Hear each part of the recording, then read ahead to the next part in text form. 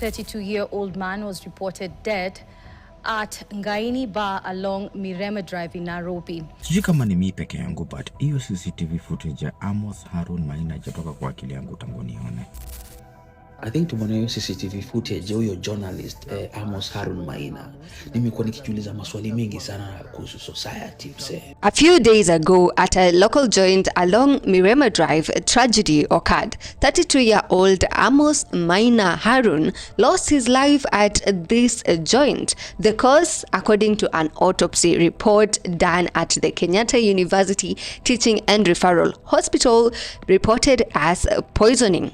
Amos was a father of two and a husband to one Regina Wanjiru and a journalist for Standard Media Group.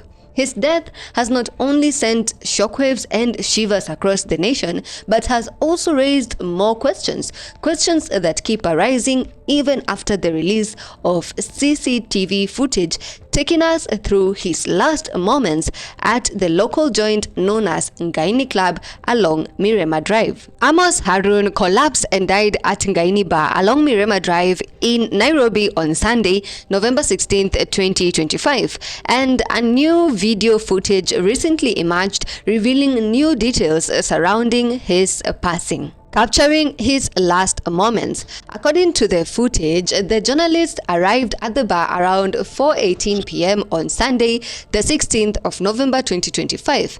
Upon entering, he first approached a table where a man and a woman were seated. He exchanged greetings with them before moving on to another table. By 4:30 p.m., he had joined a different group and was seen having drinks with other revelers.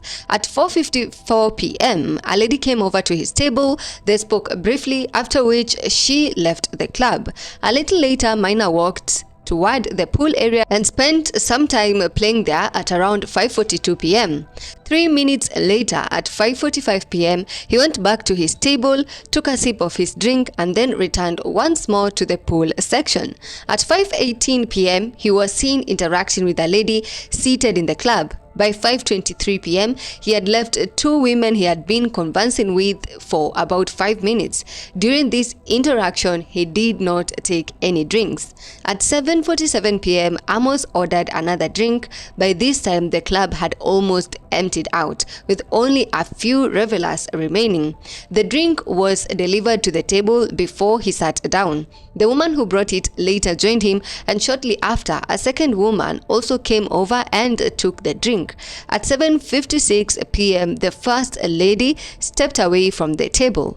At 8:01 p.m., despite being cheerful and lively throughout the evening, Amos suddenly dozed off while seated at his table. He stayed in that same position for nearly an hour, up to about 9 p.m. as captured on the CCTV footage.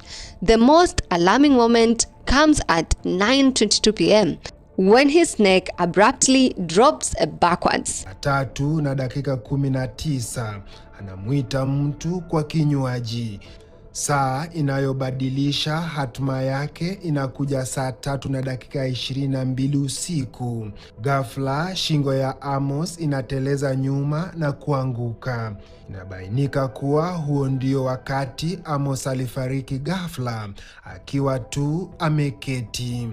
After his head collapsed backwards, CCTV footage captured the bartenders attempting to lay him on the table. The brother to Amos entered the bar at around 10:49 p.m. and attempted to wake him up, only to learn that Harun had passed away. The autopsy conducted later confirmed that he had consumed a toxic substance that caused instant death. The cause of death confirmed to be a severe inflammation of the stomach lining, leading to internal bleeding. Nikifika hapo nilimpata alikuwa ameketishwa kwa kiti. So nilimpata amekaa, kiatu moja ilikuwa imetoka, and then hakuwa tu ana respond to anything, alikuwa amefunga tu macho, nikaa tu amelala.